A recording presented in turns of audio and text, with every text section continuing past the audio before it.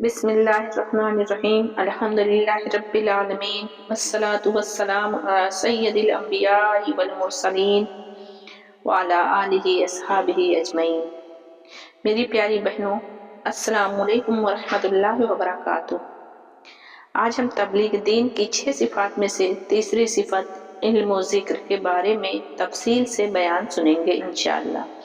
ये सिफत दरअसल ईमान की हिफाजत, आमाल इस्लाह और अल्लाह ताला से मजबूत ताल्लुक पैदा करने का जरिया है। अगर इल्म व ज़िक्र ना हो तो ईमान बाकी रहेगा, ना अमल में जान आती है, ना ही दिल अल्लाह की तरफ मुतवज्जा होता है। अल्लाह ताला ने इंसान को अशरफुल मखलूकात बनाया और उसकी हिदायत के लिए इल्म अता फरमाया। कुरान पाक की पहली वही है इक़रा से शुरू हुई, यानी पढ़ो, और इससे मालूम हुआ कि दीन की बुनियाद इल्म पर है और इस इल्म को जिंदा रखने, दिल में उतारने और अमल में लाने के लिए जिक्र जरूरी है।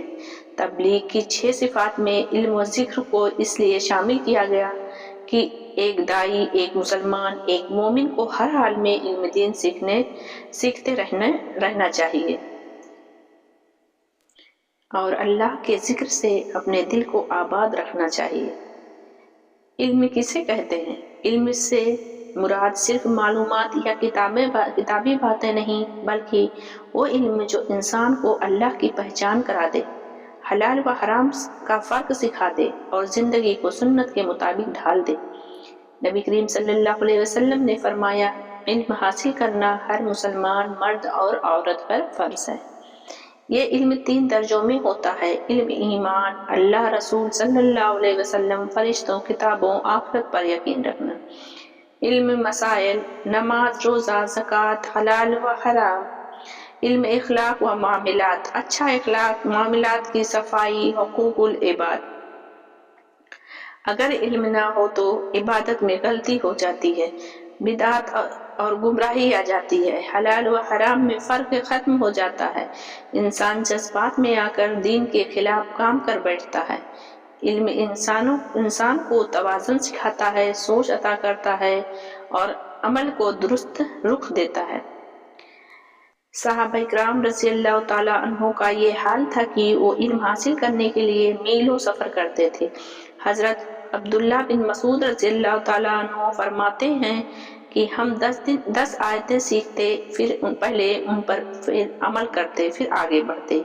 यही इल्म नाफे है जो अमल के साथ हो। तबलीग में जाने वाला शख्स अगर इल्म न रखता हो तो वो बात तो करेगा मगर असर नहीं होगा। दलील न होने की वजह से उलझन में पड़ जाएगा, खुद भी अमल में कमजोर हो जाएगा।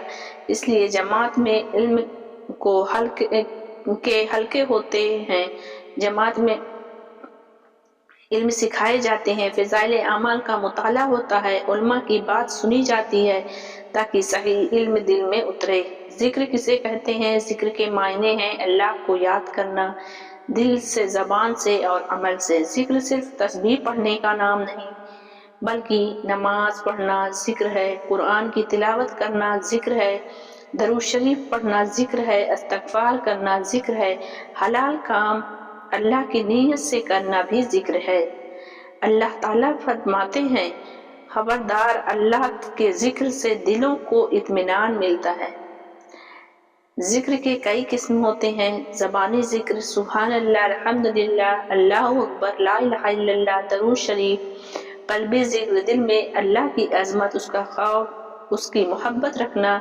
अमली जिक्र, हर काम सुन्नत के मुताबिक करना, गुनाह पर से बचना, नेकी करना।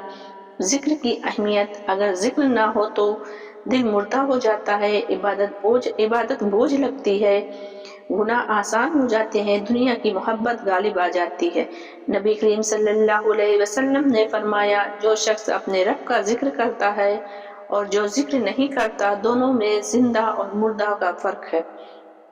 इल्म बगैर जिक्र के खुश्क है और जिक्र बगैर इल्म के खतरनाक हो सकता है। इल्म रास्ता दिखाता है, जिक्र उस रास्ते पर चलने की ताकत अता करता है।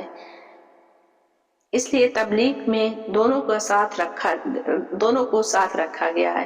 روزانہ تعلیم، فضائل اعمال کا مطالعہ، علماء کی صحبت، ذکر کی پابندی، مسنون دعاؤں کا اہتمام، تنہائی میں اللہ سے تعلق۔